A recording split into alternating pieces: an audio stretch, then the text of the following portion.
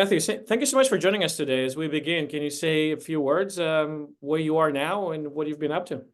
Sure. Thank you very much, Risha. My name is Matt Hartley again. I'm the Chief of Revenue Officer at HYPR, and I've been here for about a year. I'm in my fourth quarter at the business, and we are redefining identity security. Awesome. And what kind of teams report to you? Sure. So today the revenue team reports to me. So basically the field sales, as well as inside and our BDRs, as well as our field sales engineers. Got it. And it's direct outbound, or you go through channel as well? Channel I consider as part of my sales team, part of my field sales team as well. So yeah, channel as well. So you're not 100% channel, so it's kind of both worlds. We have some legacy direct deals, but as a rule, I insist we always go through one of our preferred partners. And again, I think like a lot of startups, you'll take any deal at first, and many customers want to deal directly. But as we grow and scale, we're very partner friendly as an organization. I understand. I think that's the route that a lot of companies are taking. How did you get into this space? Sure. I think sum it up, I was leaving the Navy with a good friend of mine. He was asked to go to Princeton and pursue a PhD. I took a personality test, and they said, you should go to sales instead. So left the military, found my way into professional selling in 2002. And I started off working a variety of individual contributor roles as I got my master's in business administration and worked my way through various management roles. I understand. And so, and it's kind of like a range of company sizes, right? So do you have a sweet spot, 0 to 1, 1 to 10, 10 to IPO? Like, what's your...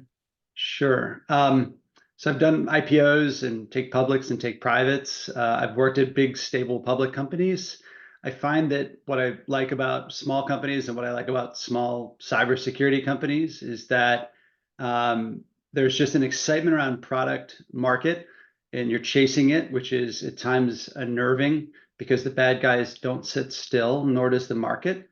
However, you're always generally working in the customer's good, trying to solve the problems that are directly impacting you, your relatives, businesses you work for, work with. So I like cyber, and I think the innovation generally lives at the edge, which I wouldn't say 0 to 10. If we talked in terms of ARR, I tend to think ARR is a good indicator in many cases of the maturity of a company. Somewhere between 10 and 20, I think companies are finding their product market fit, and then from 20 to 50, you're scaling that fit. So I like to get involved in that 10 to 20, and I think my skills are probably best applied in the 20 to 50 range. I see. I understand. And what's working for you now? I think for there are kind of themes that are sweeping the land. So at one point it was inbound. Everything was inbound. HubSpot pioneered the concept, and everyone kind of rushed creating content, and then soon realized only a fraction of a percent converts. Then it was large events. Then during COVID, it was virtual events. Then it was PLG. I mean, I think there are different views on the topic. I personally think that not every product lends itself to PLG motion, but a lot of people are still kind of try and create this consumption based or like self onboarding. I don't think every product can chunk finely enough kind of to enable this, but a lot of people kind of jump on this wagon. I think it's AI. I think it's top of mind now for a lot of people. So they're thinking how AI will reshape attackers, defenders, but also sales. So I think there's a lot of things going on. But right now, what is working for you? What are some of the channels, tactics that perform for you? Wow. I think we only have 20 minutes this week. It's been a while on this one, Misha. So I'd say a few things. First off, I think if you're creating relevant content on leading edge, you don't even have to be bleeding, but leading edge topics, I think you're going to attract organic eyeballs that are going to give you opportunities to, I think, inform customers in the awareness journey, right? Forget about your sales cycle for a minute. Customers don't care about your sales cycle. They care about their journey, and their journey starts with awareness, right? I have a problem, or my competitor has a problem, or I perceive a problem in the near future. And picking on HYPR just because it's what I do all day, there are a host, and we're all living this, right? There's a scary number of identity threats out there posed by AI, bad actors, people that aren't hacking in, to borrow the phrase, they're logging in. So I think for starters, those comments about content are still valuable. I don't know that, I would dump my entire marketing spend into, content syndication, but I do think you have a duty, especially in leading edge tech, to inform, and people want to have that kind of engagement throughout their customer lifecycle with you. So whether that's a primary source, I think it's a must-have. It's like having a good website. You've got to be able to inform with the kind of content people can show their bosses and their boards and say, look at this. So I think that's table stakes at this point. I think there's, a lot of the other approaches really depend on your ideal customer profile, or ICP.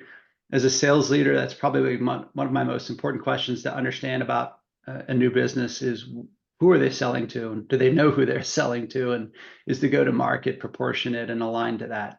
In a lot of cases, you might find very, sophisticated go-to-market mechanisms selling to big enterprise customers, but the organization is trying to package, price, and target more mid-market and SMB type of customers, and there's a natural misalignment there, and it works the other direction too. Some of that's the product, some of it's the packaging, some of it's the DNA of the company. It all tends to depend. So, HYPR, for example, is focused on the large enterprise. We're selling to Fortune 500, Global 2000 accounts who have a relatively high degree of complexity, where our solution and we believe our market fit is most appropriate. So I think that's also pretty important, that you know where you're selling, and knowing where you're selling is mostly who you're not selling to. So what's old is new. I learned that 20 years ago, and I think it still applies. And the last of which, I think, again, what's working is really that you take those things, right? You know who you're selling to, and you educate and equip them to make an informed decision and know what you do and don't do. But then even in today's world, I think it still takes, we use the word champion in our selling methodology. I think customers even now use these words.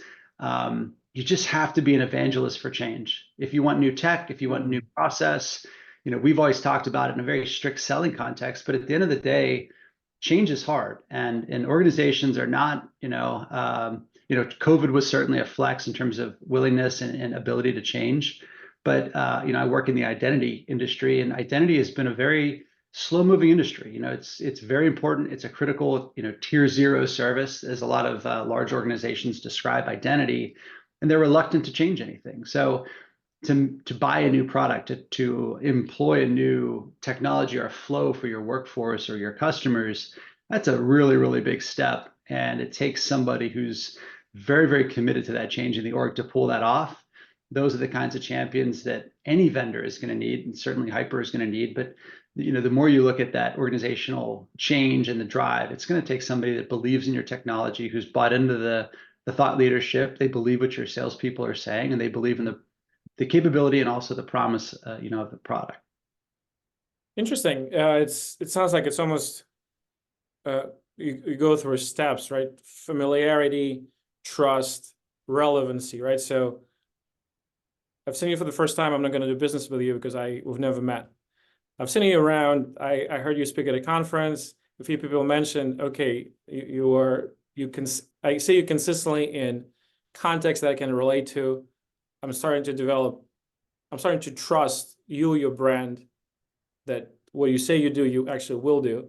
And then turns out that what you offer is along the lines of the problem I'm trying to solve. Then the business happens.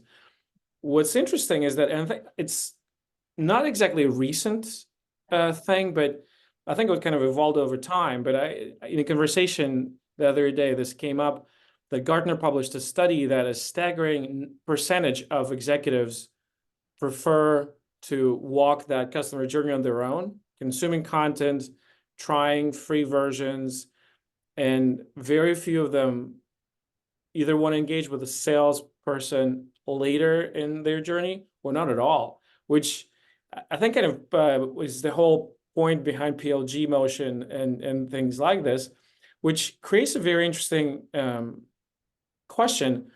So if you're in sales, you're kind of in the business, of harvesting demand that your content, your marketing effort generated. So essentially engaging and dealing with people who are at a point where they're ready to have a kind of top of the funnel conversation about their needs with the eye on a proof of concept or some sort of engagement.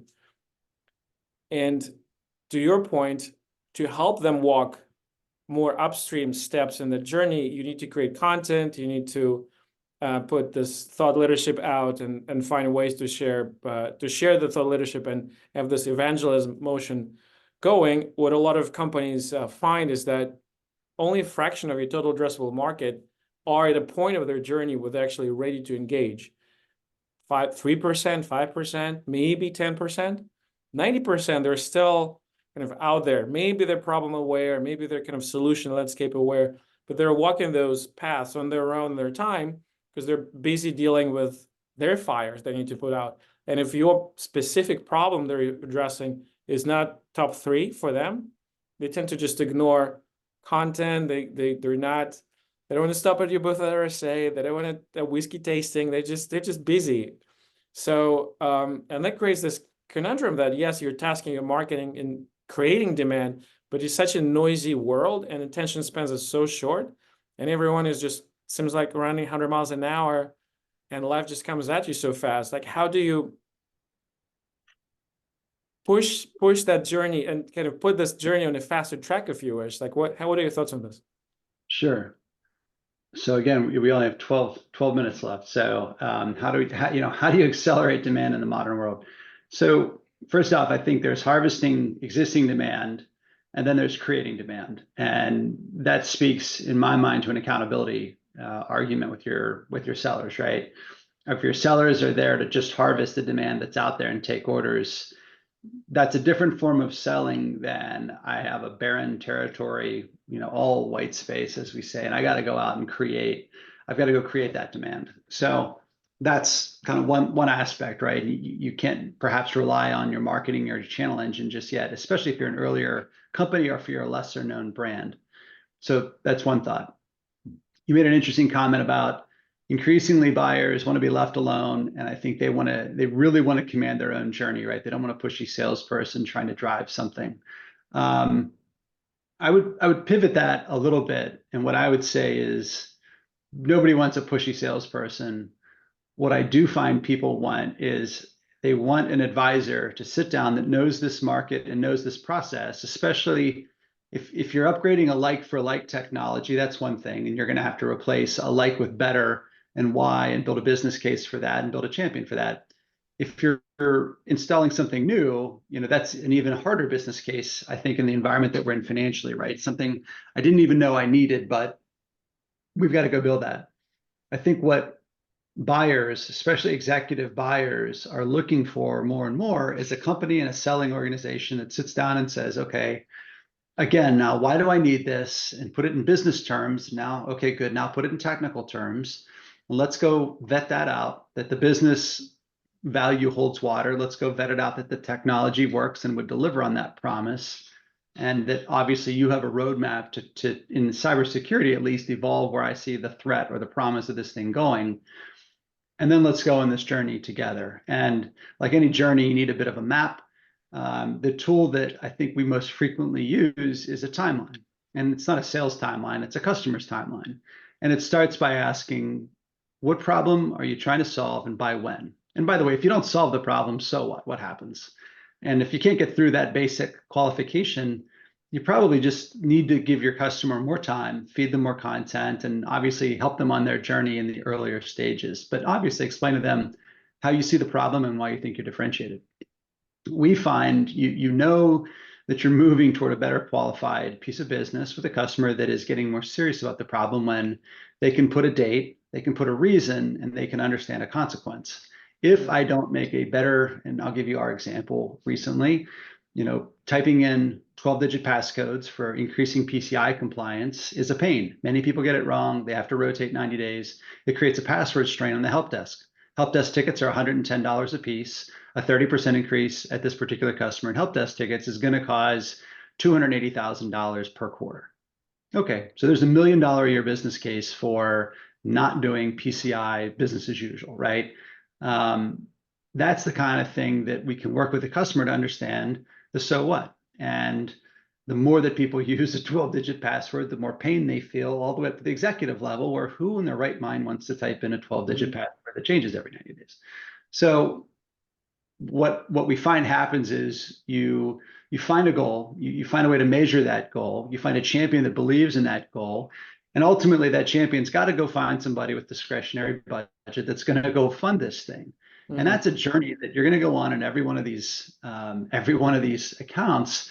And any champion is going to have to go on themselves. They're going to have to justify, write a business case. I'm an executive in my company. If I want to buy new tech, I got to go find one. I've got to understand their value prop, take it to my team, explain the business case, show the ROI, et cetera. It's no different than when I'm buying technology. So to that end, those things haven't really changed in a long time. However, you're right. People's eagerness to do their own research, I think, is most manifest in the lack of RFIs we tend to see in the market. Mhm. Companies move pretty quickly to RFPs informed by what they believe is, a ton of research. I don't need to know. I've been fed or I've built or an analyst has given me what the key requirements are. Let's kind of smush the RFI and the RFP, and we'll just have an extended Q&A session if we really need to better understand your answers Mhm. or my questions. Makes sense. Makes sense.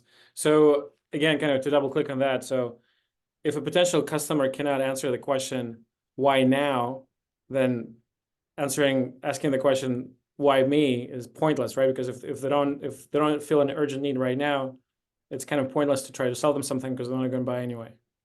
But I think that key point there, right? You've got someone that's curious. You've got someone that's, might in some methodologies be called a suspect. You've got to help them through that. Why me? Why now? Right? Like why now? And a thing that I think go-to-market organizations sometimes forget is that you're the expert. Like I do, we deploy FIDO authentication all day and we get rid of passwords. But IAM teams that we work with do 70 other tasks. They're not experts in modern authentication and cutting edge, password removal, with FIDO. That's not what they do. They do all these other things. So to Mhm. explain to them and to help them sometimes understand and build the why now, I mean, that's the job, in my opinion, of the go-to-market effort is explain to them what the benefits are, help them understand the pain. And sometimes, like I said, you're headed toward a tidal wave of password resets. It's going to cost you $280,000 a quarter. Is that okay? Like, is the budget ready for that amount of uptick in help desk expense? And that might take a little time to realize, oh my God, we're just not, no, there's no way we're ready for that. I'm going to get in trouble. I'm in charge of passwords or I'm in charge of authentication. Mhm. That sometimes you have to be the Sherpa, so to speak, of that understanding for an organization and really for an individual.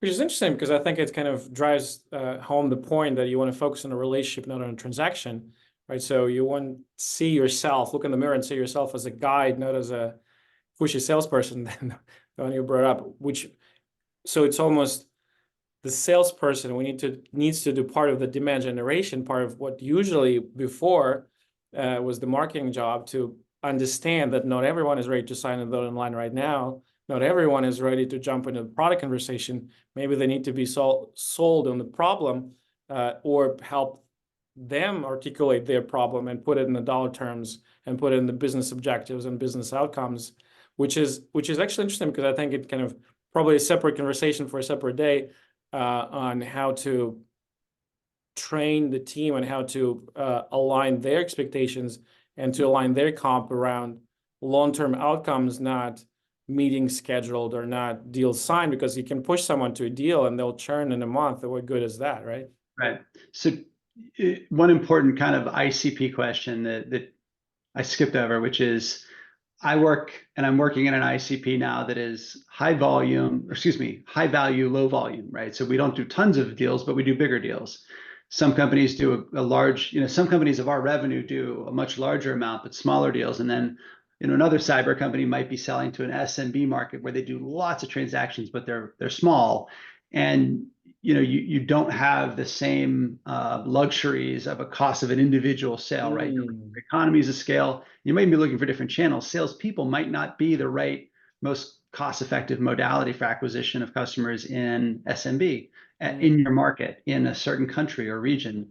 Whereas in my world, cost of acquisition for enterprise customers that have, 3, 4, 5x lifetime value, that could be a no-brainer exchange, which is, part of that math, part of that calculus, right? Of where are we going to make that investment? But you hit on a really important thing, which is whether your reps are going to sell to the top 5 banks in the world, or if your channel is going to sell for you in mid-market, or you expect the customer to educate themselves in the journey. One thing is clear, which is you've really got to make a commitment, and you've got to make a serious resource investment in enablement. If you don't think making your sales organization and your by extension channel and go to market org smarter is worth the money, I think you're going to be viewed as a commodity seller, because it takes that level of, I think, involvement. It takes that level of preparation to be most effective in this market right now. for sure, for sure. And it's interesting. You're absolutely right. It's really that your motion really depends on what kind of ICP you're focusing on, whether it's Fortune 50 or SMB. It'll completely change not only the annual contract size, but also the way you go addressing. I know we're kind of coming up on time, We are. Matthew, and no conversation can be complete without addressing AI. So just in a minute or so, what's your take, not necessarily on cybersecurity, but on the sales motion? How would AI change, amplify 6 months from now, 12 months from now, we have this conversation, what will have happened by then?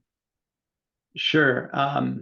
I'll take it from our side and then the customer side. I think on the internal side, we haven't even begun to see. We're seeing rudimentary uses of language models. You saw the sales helpers, right? Gong, Chorus, and others, where we started to be able to really understand inference and sentiment in ways that weren't really possible, and be able to even respond and take notes, and just time-saving things. I think near term, you'll see more time saving, right? I heard this, I updated the Salesforce record, I moved the stage, I increased the value, decreased the value, et cetera. I think you're going to see a horde of automations that will give us far more accurate, CRM systems and tracking than we've ever had, because we don't rely on reps and their memory and writings to do that. I think similarly, that will inform product in ways we're still figuring out. That, to me, one of the best inputs in the world is what customers are telling you, especially in earlier stage companies, from those early conversations. Later stage, I can see, from early in the sales stage, I can see either customer prompting or rep prompting type of knowledge, where I've built this corpus of understanding conversationally what, let's say, an identity customer is going to ask about. Let's just talk about deploying FIDO authentication. AI is going to be able to take a green or a new, less productive salesperson and prompt them with 100 or 1,000 responses they've analyzed, to help prompt them, in real time, to make a more informed response to better help their customers. So I think those kinds of things that are going to make, a regular, or better yet, a non-productive rep, an early rep in the company better, or coach somebody into a higher level of performance. Those are tools I get excited about, that help both the rep and the customer have a more productive dialogue. On the customer side, I would say we're already starting to see one final one. I think in response to RFPs, as RFPs kind of meld with RFIs, is information gathering. We're already seeing some tools that are deploying AI, like Lupio, to just save dozens, if not, I can imagine, hundreds of hours on RFPs, in terms of pre-populating, sanity checking, obviously grammar checking, et cetera, responses. And it's the quality it's even putting out for a small company like HYPR is pretty mind-blowing. So that's an incredible time saver that we'll see. Time saving and time to productivity advantages. On the customer side, the bad guys are not immune to this. The identity fraud we just saw, it wasn't really a hack, right? If someone impersonates a CEO on a Zoom call, is that really hacking? Incredible. It was Yeah, incredible. right. So that's the problem that we're taking on with our identity verification. Man, I don't think we've even begun to appreciate how prevalent these technologies are going to become, and how, the core of our identity, things we take for granted, our voice, our sound, our face, our live video. I think we're only beginning to understand, what the implications are of AI replicating those. So we have a whole new world of bad guys out there that we have to address as a market, and our customers are going to need our help. So For sure. For sure. Well, Matthew, maybe we'll meet again in 12 months, and we'll take a look at your predictions, and we'll take stock of that. Thank you so much for your time. This was amazing. Where can people find you? Absolutely. You can find Hyper at hyper.com. You can find me at matt.hartley at hyper.com as well. Awesome. Thank you so much. Thanks, Misha. Take care.